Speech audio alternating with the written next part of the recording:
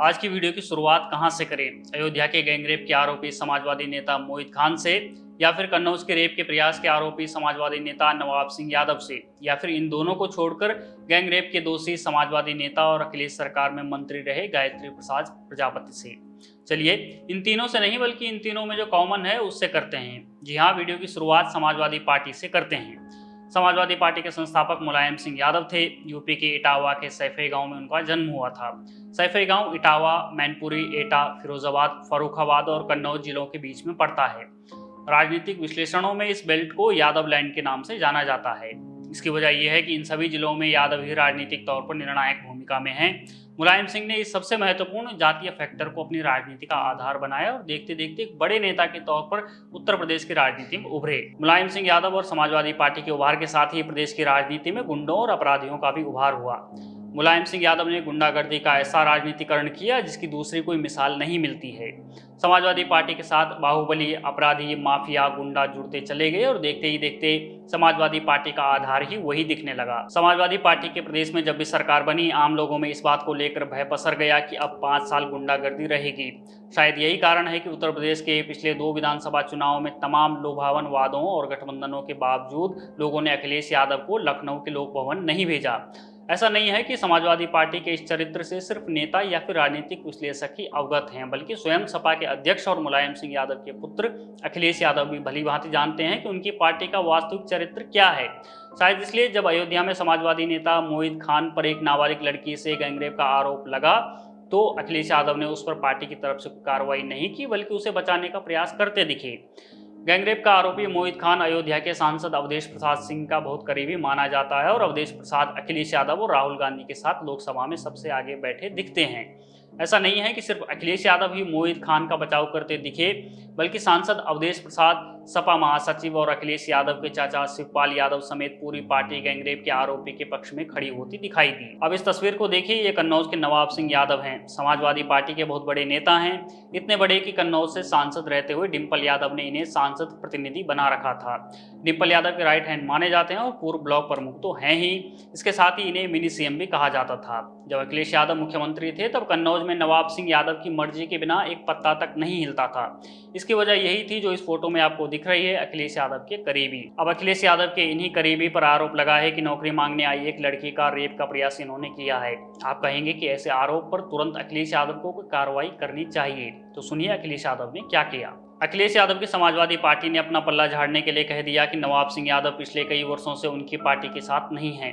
अब ये चिट्ठी देखिए, 25 जुलाई 2024 को अर्थात पिछले महीने ही अखिलेश यादव ने समाजवादी पार्टी के आधिकारिक लेटर हेड पर नवाब सिंह यादव की माताजी के निधन पर दुख जताया है। सवाल है कि जब नवाब सिंह यादव पार्टी में नहीं थे, फिर पार्टी के अध्यक्ष आधिकारिक लेटर हेड पर दुख क्यों जता रहे हैं? नवाब सिंह यादव का इंस्टाग्राम हैंडल देखिए। समाजवादी पार्टी के लिए चुनाव प्रचार करते हुए सैकड़ों फोटो, सैकड़ों वीडियो हैं। पार्टी के आधिकारिक कार्यक्रमों में जो नेता जा रहा है वो पार्टी से बाहर कैसे है? एक सवाल और भी है कि अगर नवाब सिंह यादव सपा के नेता नहीं हैं, फिर सपा के प्रवक्ता उनका बचाव क्यों कर रही हैं? मोहित खान के केस में जैसे अखिलेश यादव और सांसद अवधेश प्रसाद सिंह ने डीएनए टेस्ट की मांग की थी, वैसे ही नवाब सिंह यादव के मामले में सपा के प्रवक्ता जूही सिंह ने कहा है कि नवाब सिंह यादव सपा के पुराने नेता हैं, पीड़ित का नार्को टेस्ट और डीएनए टेस्ट होना चाहिए। सवाल उठता है कि जांच होने से पहले ही नार्को टेस्ट और डीएनए टेस्ट की बात कहां से आ जाती है?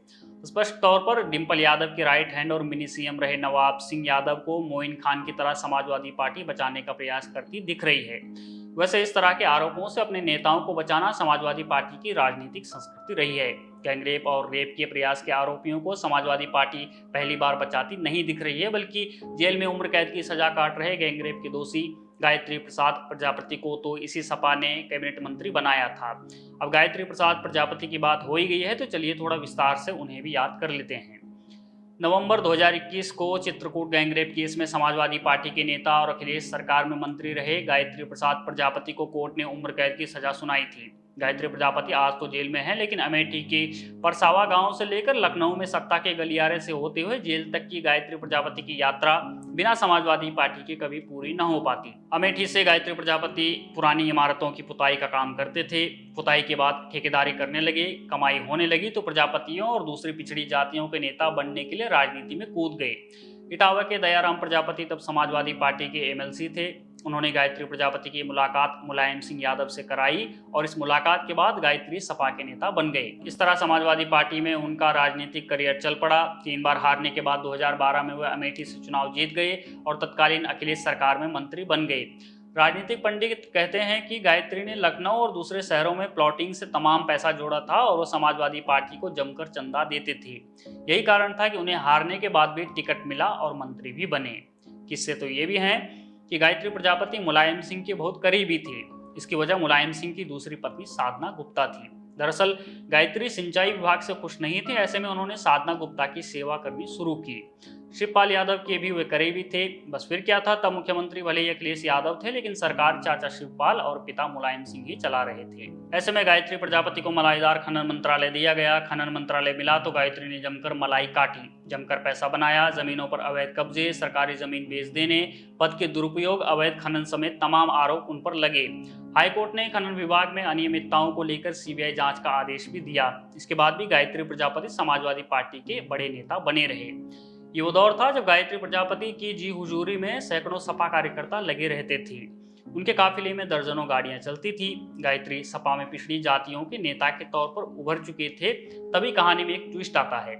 18 फरवरी 2017 को सुप्रीम कोर्ट के आदेश पर लखनऊ के गौतमपल्ली थाने में गायत्री प्रजापति और उनके अन्य साथियों पर चित्रकूट की एक पीड़िता ने गैंगरेप की एफआईआर दर्ज करवाई। पीड़िता ने आरोप लगाया कि गायत्री और उसके साथी 3 वर्ष से उसके साथ गैंगरेप कर रहे थे। इन लोगों ने उसके वीडियो बना रखे थे और ब्लैकमेल करके गैंगरेप करते थे। पीड़िता ने आरोप लगाया कि ये लोग अब उसकी बेटी पर नजर डालने लगे थे, तब उसने आवाज उठाई जरूर, लेकिन प्रदेश में समाजवादी पार्टी की सरकार थी। पुलिस ने शिकायत तक दर्ज नहीं की। इसके बाद पीड़िता सुप्रीम कोर्ट पहुंची और तब कार्रवाई हुई। अब आप समझिए, जिस समाजवादी पार्टी ने गायत्री प्रजापति जैसे गैंगरेप के दोषियों तक को बचाने का प्रयास किया हो, वो पार्टी अयोध्या के गैंगरेप के आरोपी मोहित खान या फिर कन्नौज रेप के प्रयास के आरोपी नवाब सिंह यादव को बचाती दिखे, तो क्या इसमें कोई आश्चर्य होना चाहिए? क्या समाजवादी पार्टी के इस राजनीतिक चरित्र का आधार मुलायम सिंह यादव ने सैफई के उस गांव से ही नहीं रख दिया था जब गुंडों, माफिया और अपराधियों को पार्टी में जगह दी गई? क्या इस आधार को मुलायम सिंह यादव के उस बयान ने मजबूती नहीं दी जब उन्होंने गैंगरेप पर बोलते हुए कहा कि लड़के हैं, गलती हो जाती है? क्या समाजवादी पार्टी के उसी चरित्र को आज अखिलेश यादव आगे नहीं बढ़ा रहे हैं जब वो गैंगरेप और रेप के प्रयास के आरोपी पर कोई कार्रवाई नहीं करते हैं? इन सवालों के जवाब आप हमें कमेंट बॉक्स में दे सकते हैं। बने रहिए हमारे साथ, देखते रहिए द पैम्फलेट।